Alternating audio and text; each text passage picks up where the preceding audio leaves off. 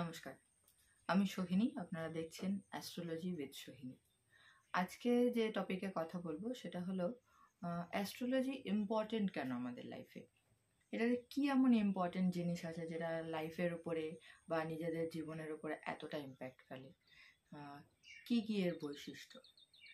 প্রথমত, অ্যাস্ট্রোলজি খুব সিম্পলভাবে যদি বোঝাতে হয় তাহলে বলতে হবে যে যেমন আমরা একটা দিন যাপন করতে গেলে একটা মানে দিনকে খুব প্রোডাক্টিভলি খুব সুন্দরভাবে এনজয়ফুলি যদি কাটাতে চাই তাহলে কি করি?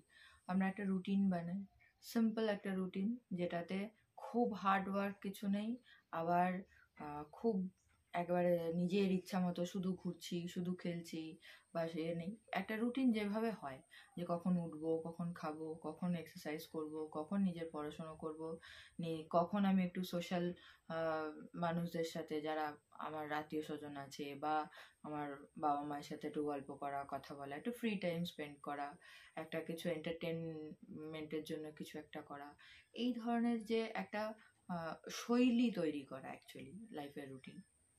তো অ্যাস্ট্রোলজিও সেরকমই একটা জিনিস, যে অ্যাস্ট্রোলজির মাধ্যমে, অ্যাস্ট্রোলজির প্রভাবে আপনি আপনার লাইফটাকে সুন্দর করে আরেকটু সিস্টেমেটিক জায়গায় আনতে পারবেন, আরেকটু প্রোডাক্টিভ জায়গায় আনতে পারবেন। আপনার গোলসগুলো সেট করতে, আপনার যে ইয়ারলি টার্গেটসগুলো আছে সেগুলো মানে কতটা কোন জিনিসটাকে প্রায়োরিটি দিতে হবে সেইটা বুঝতে সুবিধা করে অ্যাস্ট্রোলজি। এবার অ্যাস্ট্রোলজিকে বুঝতে গেলে প্রথমে যে জিনিসগুলো দরকার হয় সেটা হলো আপনার জন্ম সময়, জন্ম তারিখ, আপনার শুভ নাম এবং জন্ম স্থান, যেখানে আপনার জন্ম হয়েছে। এটা আপনি কোনো অ্যাস্ট্রোলজারকেও দিতে পারেন বা কোনো ফ্রি যে অ্যাস্ট্রোলজি অ্যাপগুলো আছে এখন, সেটাতে একটা বেসিক ধারণা আপনাকে দিয়ে দেবে। কিন্তু অ্যাপে যেটা হয় না সেটা হলো যে ব্যাখ্যা করে আনসারটা কি আসবে আপনাকে ওটা দেখিয়ে দিল যে এটা আপনার রাশি, এটা আপনার লগ্ন, বা এইভাবে আপনাকে করতে হবে, বা একটা বেসিক ইয়ারলি যে ভবিষ্যৎবাণী সেটাও থাকে, সেটাও আপনারা দেখতে পারেন। কিন্তু প্রবলেমটা হলো সফটওয়্যারগুলো যে এরা আপনাকে এই যে মানে বাই পার্সেন্ট যে বোঝানোর ব্যাপারটা, যে অ্যাকচুয়ালি জিনিসটা কি হতে পারে, আপনার সে কনসালটেশন যেটা সেটা হয় না, কিন্তু আনসার আপনি পেয়ে যাবেন। তো এই জিনিসগুলো ইম্পর্টেন্ট, এগুলো জানা থাকলে তবে এই গোলসগুলো সেট করতে বা এই কথাবার্তাগুলো এগোতে খুব সুবিধা হয়। আপনি তাহলে প্রথমে নিজের জন্ম সময়, জন্ম তারিখ, নাম, কোথায় জন্ম, এগুলো ক্লিয়ার করে এবার তারপরে দেখা গেল যে আমি ধরে নিলাম যে আপনি অ্যাপে দেখছেন। অ্যাপে যখনই এই মানে ইয়েগুলো দেওয়া হয়, ক্রাইটেরিয়াগুলো পূরণ করা হয়, একটা ছক বেরিয়ে আসে। তো এই ছকে কি কি থাকে, কোনটা মানে থাকে সব কিছুই, এবার কোনটা কোনটা বেসিক জিনিস যেটা জানলে আপনার সম্পর্কে ধারণাটা আপনার ক্লিয়ার করতে সুবিধা হবে, সেটা হলো প্রথমত আপনার রাশি। রাশির পরে আসে লগ্ন। রাশি কি? রাশি হলো আপনার, আপনি মানুষটি কেমন হবেন, আপনি আপনার মেন্টালিটি কেমন হবে, আপনি কেমন ইমোশনসের মানুষ হবেন, সবটা এখানে ডিপেন্ড করে। আর আরেকটা হলো লগ্ন।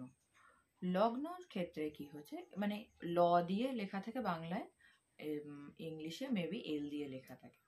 তো আর চন্দ্র যেখানে, সেটা হলো আপনার রাশি, মানে যেখানে চ লেখা থাকবে সেটা হলো আপনার রাশি। এটা বুঝতে সুবিধা হবে। তো চন্দ্রের ব্যাপারটা বললাম, এবার লগ্নের ব্যাপারটা বলি। লগ্নের ক্ষেত্রে কি হয় যে আপনি ভেতর থেকে মানুষটি কেমন, আপনার দৈহিক গঠন কেমন হবে, কোনটা আপনার স্ট্রেংথ, কোনটা আপনার উইকনেস, এইগুলো সবটা নিয়ে আপনি মানুষটি কেমন হবেন, এই দুটো জিনিসকে ব্যাখ্যা করলে প্রায় অনেকটা আপনাকে ডিসক্রাইব করা সম্ভব।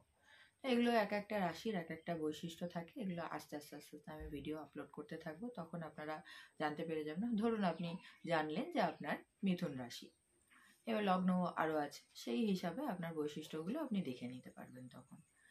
এইগুলো হলো এটার অ্যাডভান্টেজ।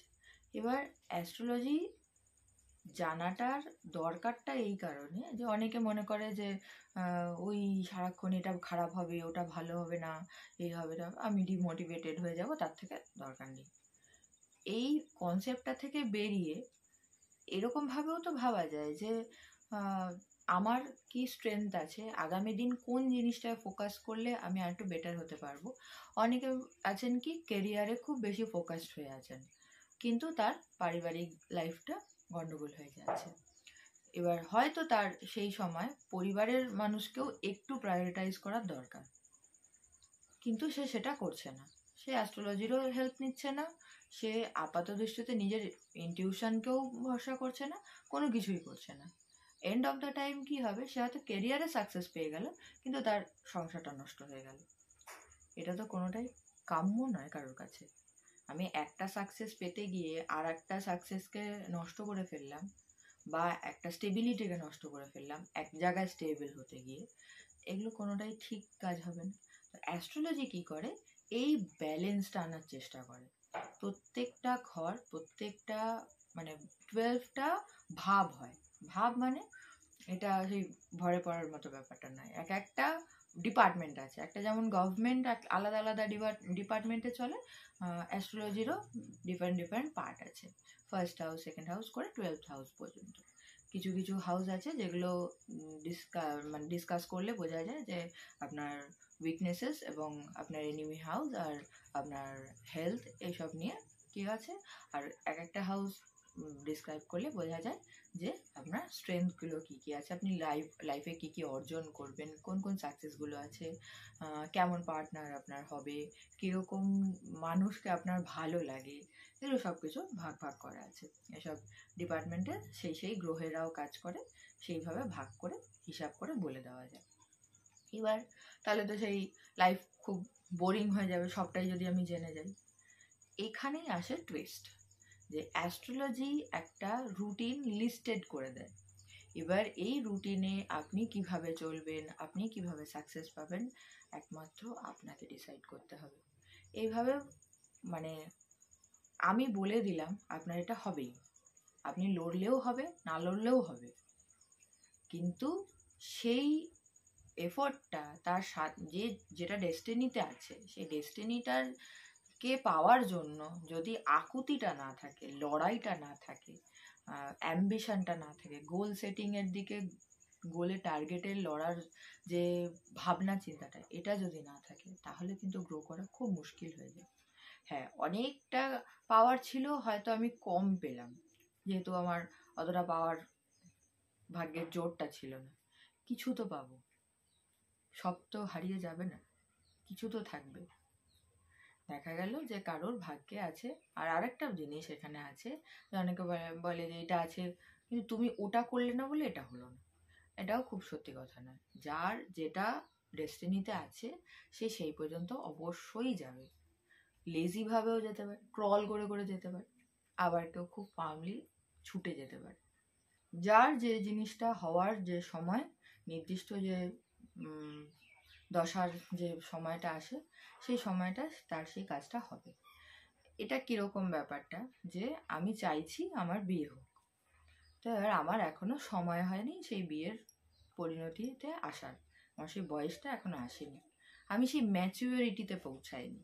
যদি খুব ক্লিয়ারভাবে বলি যে আমার ভাগ্য আমাকে ডিসাইড করে দেয় যে আমার এই সময় এই এই কাজগুলো হবে, তো তার জন্য কেন করে, যে আমার রাশি অনুযায়ী, আমার জন্ম সময় অনুযায়ী যে গ্রহদশার পরিণতিগুলো আসবে, সেটাতে আমি এই বয়সে এসে এই ম্যাচুরিটিতে আসব, যে এই সময় আমার বিয়েটা হলে আমার পক্ষে ভালো, সেই হিসাবে জিনিসগুলো সেট হয়। আবার অনেকের আছে যে বিয়ের সময় এমন কিছু ঘটনা ঘটবে যাতে করে, যেহেতু তার ম্যারিটাল লাইফ ভালো নয়, ভালো গ্রহের দ্বারা দৃষ্ট নয়, তাই জন্য তার বিয়ে হওয়ার পর থেকে কিছু কিছু সমস্যা আসবে। এবার তখন কি করতে হয়, যে সেই যে গ্রহ যে খারাপ পরিস্থিতিতে রয়েছে, তাকে সেখান থেকে একটু যাতে বেটার হয় সেই জায়গায় নিয়ে আসতে হয়। এগুলোকে বলে রেমিডিস। সেটা নিজে থেকেও করা যায়, স্টোন দিয়েও করা যায়, মন্ত্র জপের দ্বারা করা যায়, মাইন্ডসেট চেঞ্জ করে করা যায়, অনেকভাবে করা যায়। এগুলো অনেক রকমের ভালো জিনিস অ্যাস্ট্রোলজি দেয়। যেহেতু আমি অ্যাস্ট্রোলজার, সবসময় বলবো না যে এটা করলে আপনার ভালো হয়ে যাবে, ওটা করলে এই হয়ে যাবে। অ্যাস্ট্রোলজির মতো মেয়ে জিনিস অন্য কিছু হয় না। অ্যাজ এ অ্যাস্ট্রোলজি স্টুডেন্ট আমি পড়াশুনো করে বা জিনিসটা যত চর্চার মধ্যে আমার আসছে, আমি একটা জিনিস বুঝছি যে এটাকে নিয়ে উল্টোপাল্টা কথা বলার কোনো জায়গা নেই। কোনো জিনিসকেই সঠিক জ্ঞান যদি থাকে, সঠিক আলোচনা যদি মানুষ করে, সঠিক বিদ্যা পর্যন্ত যদি মানুষ পৌঁছাতে পারে, কোনোটাকে নিয়ে অপমান করার মতো জায়গা নেই। যে কোনো বিদ্যা, এটাও তেমনই একটি বিদ্যা যেটা আপনাকে গ্রো করতে সাহায্য করে, আপনার খারাপগুলোকে চিনিয়ে দিয়ে আপনাকে একটু সাবধান করার চেষ্টা করে। আপনি কতটা জাগ্রত হবেন, আপনি কতটা এফোর্ট নেবেন লাইফে, আপনি কোনটাকে প্রায়োরিটাইজ করবেন, এটা আপনার নিজস্ব ধারণা। এবং আপনার রাশি লগ্ন বলে দেবে যে আপনি এটা করবেন, আপনি এটা করবেন না। তো আজকে এই পর্যন্তই। আসছি আরও নতুন নতুন কিছু ভিডিও নিয়ে। আমার সাথে থাকুন, আমার চ্যানেল সাবস্ক্রাইব করে রাখুন। আমি এরকমভাবেই আরও অনেক ভিডিও নিয়ে আপনাদের কাছে আসব। ভালো লাগলে চ্যানেলটিকে সাবস্ক্রাইব করবেন আর কমেন্ট করে জানাবেন এই ভিডিও কেমন লাগছে। জয় গুরু, জয় মা।